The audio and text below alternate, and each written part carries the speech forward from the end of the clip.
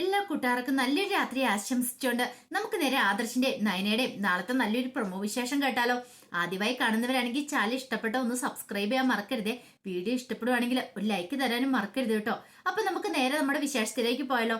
അങ്ങനെ ഇന്നത്തെ വിശേഷം നിങ്ങൾ കണ്ടു. ആകെപ്പാടെ വിഷമിച്ചിരിക്കുകയാണ് ദേവേനി. സത്യങ്ങളൊക്കെ ദേവേനി അറിഞ്ഞു. പക്ഷെ എന്ത് ചെയ്യാൻ പറ്റും, ദേവേനിക്കാണെങ്കിൽ ആരോടും ഇതൊന്നും പറയാൻ പറ്റില്ല. താൻ ഈ സത്യങ്ങളൊക്കെ അറിഞ്ഞെന്ന് ഇപ്പോഴാരും അറിയണ്ട. തൽക്കാലത്തേക്ക് ആ ഒരു ചിന്തയായിരുന്നു ദേവേനിയുടെ മനസ്സിൽ. പിന്നീട് ദേവേനി ഒറ്റയ്ക്ക് വന്നിരുന്ന് കരയുകയാണ്. ഈ സമയത്ത് അങ്ങോട്ടേക്ക് ജയം വരുന്നേ. ജയം വന്നിട്ട് ചോദിച്ചു, നീ എന്താ ദേവേനി ഇവിടെ വന്നിരുന്ന് കരയുവാണെന്ന് നിൽക്കാം. ഒന്നുമില്ല. എന്താ നിനക്ക് പറ്റിയത്? നിന്റെ മനസ്സിൽ എന്തോ ഒരു വേദനയുണ്ടല്ലോ. ഒന്നുമില്ല. എന്താ കാര്യം എന്താന്ന് പറ. അത് പിന്നെ നയന ഇങ്ങോട്ട് വരാത്തന്റെ പേരില് ഇപ്പൊ എല്ലാരും എന്നെയല്ലേ കുറ്റപ്പെടുത്തുന്നതെന്ന് ചോദിക്കുക. അതാണോ കാര്യം? നയന മോളെ വിളിച്ചാൽ തീരുന്ന പ്രശ്നമല്ലേ ഉള്ളൂ.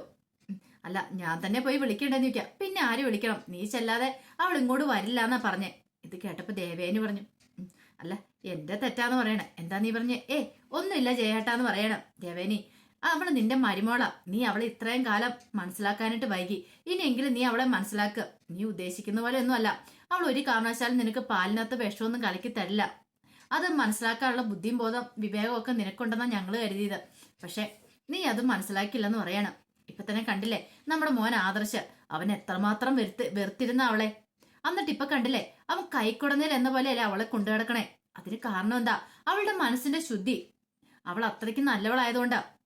അല്ലെങ്കിൽ അച്ഛനും അമ്മയൊക്കെ അവളെ ഇങ്ങനെ സ്നേഹിക്കുവോ? ഇവിടെ വേറെ മരുമക്കൾ വന്നല്ലോ, അവരോടില്ലാത്തൊരു പ്രത്യേക സ്നേഹവും വാത്സല്യവും നയനയോട് കാണിക്കുന്നുണ്ട്. എന്തുകൊണ്ടാ ദേവേനി? അത് അവളുടെ സ്വഭാവ സവിശേഷതയാണ്. അവളുടെ സ്വഭാവം അത്രയ്ക്ക് നല്ലതാണ്. അവൾ മറ്റുള്ളവരെ അതുപോലെ തന്നെ കാണുന്നേ. തനിക്ക് എന്ത് സംഭവിച്ചാലും മറ്റുള്ളവർക്ക് നന്മ വരണമെന്ന് കരുതുന്നവൾ അവള്. അതുകൊണ്ട് അവൾക്ക് ദൈവം ഒരു ദോഷവും കൊടുക്കത്തില്ല. അതുകൊണ്ടാ പറയണേ, നീ പോയി അവളെ വിളിച്ചോണ്ട് വരണമെന്ന്.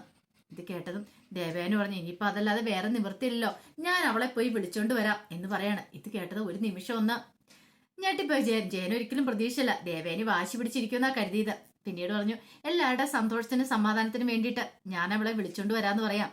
ദേവേനിക്ക് വിളിച്ചോണ്ട് വരണമെന്നുണ്ട്. പക്ഷെ അങ്ങനെ പെട്ടെന്ന് തന്റെ മനസ്സിലുള്ള രഹസ്യങ്ങളൊക്കെ ഇവരറിയാൻ പാടില്ല. താൻ ഈ സത്യങ്ങളൊന്നും ഇവരറിയാൻ പാടില്ല. അത് മാത്രല്ല നയനെ ഇപ്പൊ അറിയാൻ പാടില്ല എന്നൊരു ചിന്തയായിരുന്നു ദേവയാനിയുടെ മനസ്സിൽ. പിന്നീട് ദേവേനെ അങ്ങോട്ടേക്ക് എഴുന്നേറ്റ് പോവാണ്.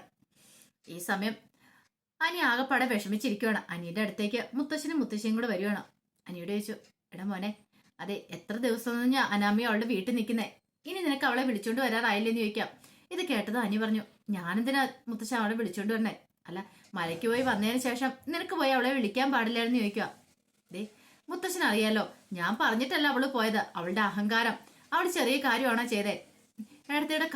ഏട്ടത്തിനെ തള്ളി വിട്ടില്ലേ എന്ന് ചോദിക്കുകയാണ്.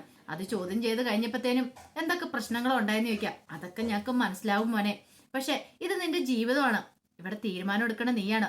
ഒരു പക്ഷെ നമ്മുടെ ഒറ്റ നിമിഷത്തെ ആ ഒരു വിവേകമില്ലായ്മ കൊണ്ട് നശിച്ചു പോന്ന നമ്മുടെ ജീവിതമായിരിക്കും. അത് പാടില്ല. ഒരുപക്ഷെ അവൾക്ക് പ്രായം ഇത്രയൊക്കെ ഉള്ളൂ. അവളെ ജീവിതത്തിലേക്ക് മടക്കി കൊണ്ടുവന്ന കാര്യങ്ങൾ പറഞ്ഞ് മനസ്സിലാക്കുക ചെയ്യേണ്ടതെന്ന് പറയാം. ജീവിതം നശിച്ചു പോകാനായിട്ട് എളുപ്പ, പിന്നീട് അത് കരി പിടിപ്പിക്കാന്ന് പറഞ്ഞാൽ അത്ര എളുപ്പമുള്ള കാര്യമല്ലെന്ന് പറയണം. ഇത് കേട്ടതും അനി പറഞ്ഞു, മുത്തശ്ശൻ അറിയാലോ, ഇവിടെ വന്നാലും അവളും ഞാനും തമ്മിൽ അങ്ങനെ വലിയ ബന്ധവും കാര്യമൊന്നുമില്ല. കാരണം എന്താ, ഇതുവരെ എനിക്ക് അവളെ ഉൾക്കൊള്ളാൻ കഴിഞ്ഞിട്ടില്ല. അതിനർത്ഥം അവൾക്ക് എന്റെ മനസ്സിലെ ഇടം പിടിക്കാൻ പറ്റിയിട്ടില്ല. സാധാരണ ഇത്രയൊക്കെ ആയിട്ട് പോലും നായനേച്ചി ആദർശേട്ടനും തമ്മിൽ നേരത്തെ അവർ തമ്മിൽ ഇഷ്ടമുണ്ടായിരുന്നു. നായനേച്ചിക്ക് ആദർശേട്ടന് അത്ര ഇഷ്ടമായിരുന്നു. പക്ഷെ ഇവൾ അങ്ങനെയല്ല. ഇവളുടെ സ്വഭാവം കണ്ടില്ലേ, ഇവൾ എന്നെ ഇഷ്ടപ്പെടുന്നേ ഇല്ല എന്ന് പറയണ. ഇത് കേട്ട മുത്തശ്ശി പറഞ്ഞു, അതൊന്നും സാരമില്ലട മോനെ, നിന്റെ ഭാര്യയല്ലേ, നീ കഴുത്തിയ താലിയല്ലേ അവളുടെ കഴുത്തി കിടക്കുന്നേ, അവളെ പോയി വിളിച്ചുകൊണ്ട് വരാൻ പറയണ. അപ്പോഴേക്കും ജാനകി അങ്ങോട്ട് വന്നു. ജാനകി വന്നിട്ട് പറഞ്ഞു, ഇതാ അച്ഛൻ ഞാൻ പറഞ്ഞത്. പക്ഷെ ഇവനാന്ന് എന്റെ വാക്കുകൾ വില കൊടുക്കുന്നില്ല. വിളിച്ചോണ്ട് വരാനായിട്ട് ഇവൻ തയ്യാറാകുന്നില്ലെന്ന് പറയാണ്.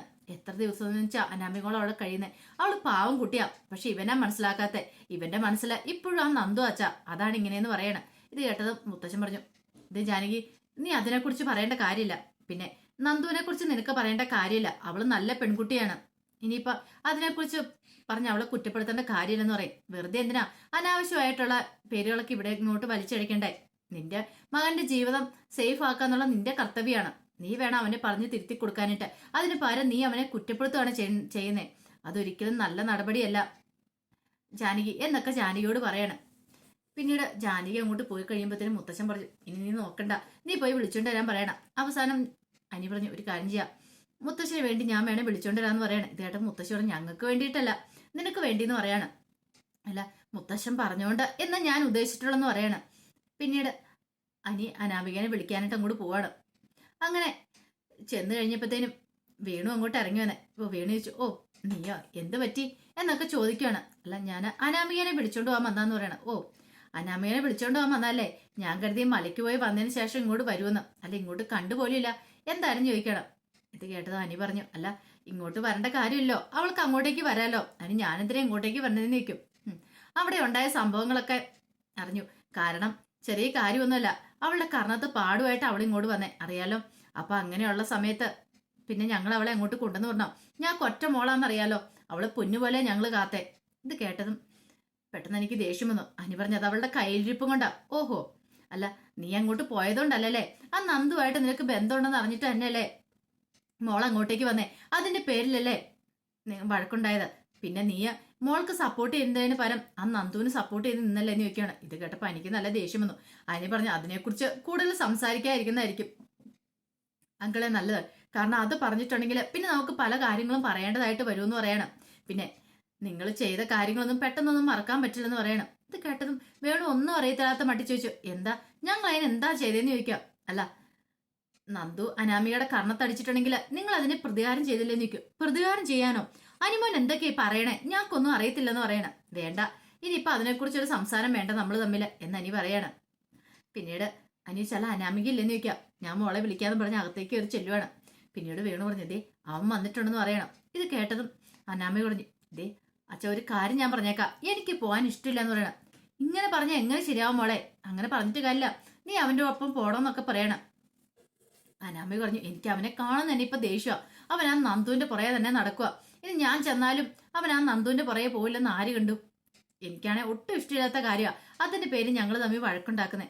രേവതി വന്നിട്ട് പറഞ്ഞു, അതെ അനിയുടെ നിയന്ത്രണം നീ ഏറ്റെടുക്കണം, അവിടെയാ നിന്റെ മിടുക്ക്. ഇത്രയും കാലം എങ്ങനെയാണെന്ന് അറിയത്തില്ല, പക്ഷെ ഇനി അങ്ങനെ ആയിരിക്കില്ല. നിങ്ങൾ ഭാര്യയും ഭർത്താവും ആണ്, എങ്കിൽ മാത്രം അവനെ കീഴ്പ്പെടുത്താൻ സാധിക്കുള്ളൂ, അവന്റെ സ്നേഹം പിടിച്ചു വരട്ടെ പറ്റുള്ളൂ. അല്ലെങ്കിൽ അറിയാലോ, ഈ വീട്ടിൽ വന്ന് എത്ര കാലം നിനക്ക് നിൽക്കാൻ പറ്റും?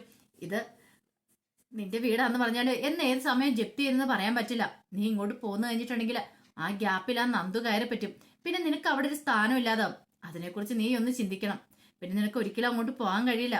ഈ താലി പിന്നെ ഊരേണ്ടതായിട്ട് വരും. അത് വേണോ അതോ നീ സുഖിച്ച് അവിടെ പോയി കഴിയണോന്ന് നീ തന്നെ തീരുമാനിക്കും. അവിടെ ചെന്നാൽ പിന്നെ നിനക്ക് ഈ അല്ലലും അലച്ചിന്റെ ആവശ്യം വരത്തില്ല. ഇവിടെയാണെങ്കിൽ ഏത് നിമിഷം ആ കടക്കാർ വന്ന് എല്ലാം കൂടെ കൊണ്ടുപോകുന്നൊന്നും പറയാൻ പറ്റില്ല. ഒരാളുടെ ജീവിതം അങ്ങനെ സേഫ് ആവണം, അങ്ങനെ ആവട്ടെ. പിന്നെ അറിയാലോ, നീ അവിടെ ചെന്നാൽ മാത്രമേ കടങ്ങളൊക്കെ വീട്ടാൻ പറ്റുള്ളൂ. നമ്മളൊന്ന് സേഫ് ആയി കഴിഞ്ഞിട്ട് പിന്നെ എന്താളും കുഴപ്പമില്ല. പക്ഷെ അതുവരെ അവൻ പറയുന്ന അനുസരിച്ച് നീ ഒന്ന് നിൽക്കാൻ നോക്കും മോളെ എന്നൊക്കെ പറഞ്ഞ് കുറെ ഉപദേശിക്കുന്നുണ്ട്. പക്ഷേങ്കില് അനാമിക്ക് നല്ല ദേഷ്യമായിരുന്നു. അവസാനം അനാമി അങ്ങോട്ട് ഇറങ്ങി വരുവാണ്. പിന്നീട് അനാമി ചോദിച്ചു, ഓ എന്ത് പറ്റി, ആര് പറഞ്ഞിട്ട് എന്നെ വിളിക്കാൻ വന്നേ?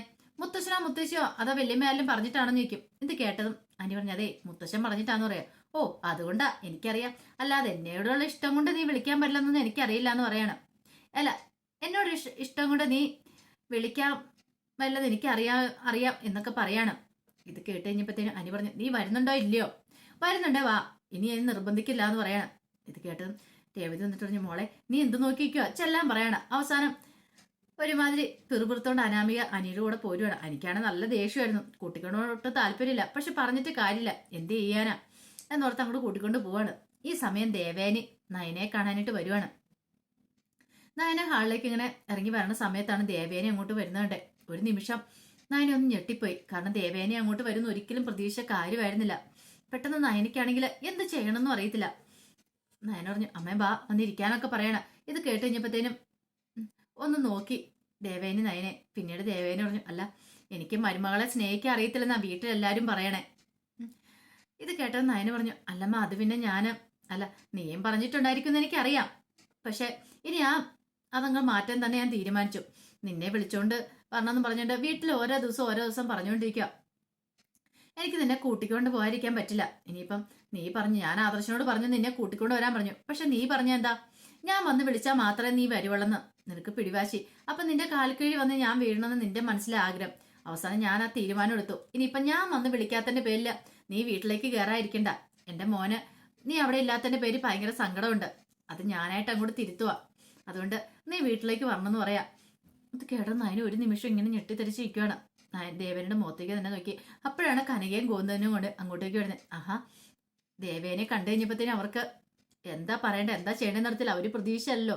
പെട്ടെന്ന് നയന പറഞ്ഞു, അമ്മേ അമ്മയ്ക്ക് ചായ എടുക്കാൻ പറയണം, ഞാൻ ഇപ്പൊ പോയി എടുത്തോണ്ട് വരാന്ന് പറയണം. അപ്പത്തേനും ദേവേനെ പറഞ്ഞു, വേണ്ട എനിക്കിപ്പൊ തന്നെ പോണോന്ന് പറയണം. ഇത് കേട്ടതും കനക പറഞ്ഞു, ഇവിടെ വന്നിട്ട് ആദ്യമായിട്ട് വന്നിട്ട് ഒരു ഗ്ലാസ് ചായ പോലും കുടിക്കാതെ പോകുന്ന എങ്ങനെയാന്ന് ചോദിക്കാം. പിന്നീട് നയന പറഞ്ഞു, അമ്മേ ഒരു ഗ്ലാസ് ചായ കുടിച്ചിട്ട് പോവാന്ന് പറയണം. നയന പറഞ്ഞു, അതെ എന്നെ കൂട്ടിക്കൊണ്ട് പോകാനാ വന്നേന്ന് പറയണം. ഇത് കേട്ടതും ദേവേനെ പറഞ്ഞു, അല്ല അത് പിന്നെ ഇപ്പോഴെങ്ങനെയാ. ഇത് കേട്ട് കഴിഞ്ഞപ്പോഴത്തേനും കനക പറഞ്ഞു, അതിപ്പോഴെങ്ങനെയാന്ന് ചോദിക്കുകയാണ്. ഇത് കേട്ട് കഴിഞ്ഞപ്പോഴത്തേനും ദേവേനെ പറഞ്ഞു, പേടിക്കേണ്ട കാര്യമൊന്നുമില്ല, ഞാൻ ഇവിടെ മരുമോളായിട്ടാ കൂട്ടിക്കൊണ്ട് പോകുന്നേ, അതുകൊണ്ട് ആ കാര്യത്തിൽ ഒരു പേടി വേണ്ടെന്ന് പറയണം. നിനക്ക് ധൈര്യത്തോടെ അങ്ങോട്ടേക്ക് വിടാന്ന് പറയണം. ഇത് കേട്ടതും കനകയും ഗോന്തനും പരസ്പരം നോക്കുകയാണ്. ദേവേനയ്ക്ക് ഇത്ര പെട്ടെന്ന് ഇങ്ങനെ മാറ്റം ഉണ്ടാവണമെങ്കിൽ അതെന്തായിരിക്കും പോലും എന്നൊരു ചിന്ത മനസ്സിലേക്ക് വരുന്നുണ്ട്. സത്യങ്ങൾ അറിഞ്ഞിട്ടാ വന്നിരിക്കുന്നെങ്കിൽ ഇങ്ങനെ ആയിരിക്കില്ലേ പെരുമാറ്റം. പിന്നീട് നയനോട് പറഞ്ഞു, നീ എന്ത് നോക്കിക്കൊണ്ട് നിൽക്കുക, പോയി നിന്റെ ബാഗൊക്കെ എടുത്തോണ്ട് വാ, നമുക്ക് പോവാന്ന് ഇറങ്ങാന്ന് പറയാണ്. നയന പിന്നീട് അകത്തേക്ക് എല്ലുവാണ്. ഈ സമയം കനക പറഞ്ഞു, അല്ല മോളെ ഇനിയിപ്പോ അവരെന്തേലും സത്യങ്ങളൊക്കെ അറിഞ്ഞിട്ടായിരിക്കും വന്നേ, എനിക്ക് അറിയത്തില്ല അമ്മേ, എന്ത് ഭാവിച്ചാന്ന് എനിക്കറിയില്ല. ഒരു പക്ഷെ ആദർശനും മുത്തശ്ശനും മുത്തശ്ശിയൊക്കെ പറഞ്ഞുകൊണ്ട് ചിലപ്പോൾ അമ്മ വന്നായിരിക്കും എന്നെ കൂട്ടിക്കൊണ്ട് പോകാനായിട്ട്. മോളെ അറിയാലോ, ഇനി അവിടെ ചെന്ന് കഴിയുമ്പം എങ്ങനെയായിരിക്കും എന്നത് ഞങ്ങൾക്ക് ആകെപ്പാടൊരു ആദ്യമുണ്ട്, ഒരു വേവലാതി ഉണ്ടെന്ന് പറയണ. അമ്മ വിഷമിക്കണ്ട, അമ്മയുടെ മുഖം കണ്ടിട്ട് എനിക്കൊരു ശാന്തതയാ തോന്നുന്നേ, അതുകൊണ്ട് പേടിക്കാനൊന്നും ഇല്ലാന്ന് പറയണം. അങ്ങനെ നയന എന്ത് ചെയ്യുക, ബാഗ് എടുത്തോണ്ട് വരുമ്പോൾ ദേവേന പറഞ്ഞു, ആ ബാഗ് ഇങ്ങോട്ട് ഞാൻ പിടിക്കാന്ന് പറയണം. ഇത് കേട്ടെന്ന് നയന പറഞ്ഞു, വേണ്ട ഞാൻ പിടിച്ചോളാന്ന് പറയണം. പിന്നീട് വാന്നും പറഞ്ഞോണ്ട് അങ്ങനെ അവരോടൊക്കെ യാത്ര പറഞ്ഞ് ദേവേനും നയനയും വിളിച്ചോണ്ട് ഇറങ്ങുവാണ്. അപ്പൊ അതിന്റെ വിശേഷങ്ങളൊക്കെ നാളെ നമ്മൾ കാണാനായിട്ട് പോകുന്നത്. ഇനി എന്തായി തീരുമെന്ന് അറിയത്തില്ല. വീട്ടിലേക്ക് കൊണ്ടുവന്നിട്ടുണ്ടെങ്കിൽ ദേവേന് പഴയ ആ ദേഷ്യമൊന്നും കാണിക്കത്തില്ല. അവൾക്കറിയാം നയനയാണ് കരള് പാത്ത് തന്നത്. പക്ഷെ മറ്റുള്ളവരുടെ മുന്നിൽ അത് ഭാവിക്കാനും പറ്റില്ലോ. അപ്പൊ അങ്ങനെ കുറച്ചുനാൾ മുന്നോട്ട് പോകാൻ തന്നെ തീരുമാനിക്കണം. അപ്പൊ അതിന്റെ വിശേഷങ്ങളൊക്കെ നാളെ നമ്മൾ കാണാൻ പോകുന്നത്. ആ വിശേഷങ്ങളൊക്കെ നമുക്ക് എല്ലാവർക്കും കാത്തിരിക്കാട്ടോ. ഒരിക്കൽ കൂടി എല്ലാവർക്കും നല്ലൊരു രാത്രി ആശംസിച്ചു നിർത്തുന്നു.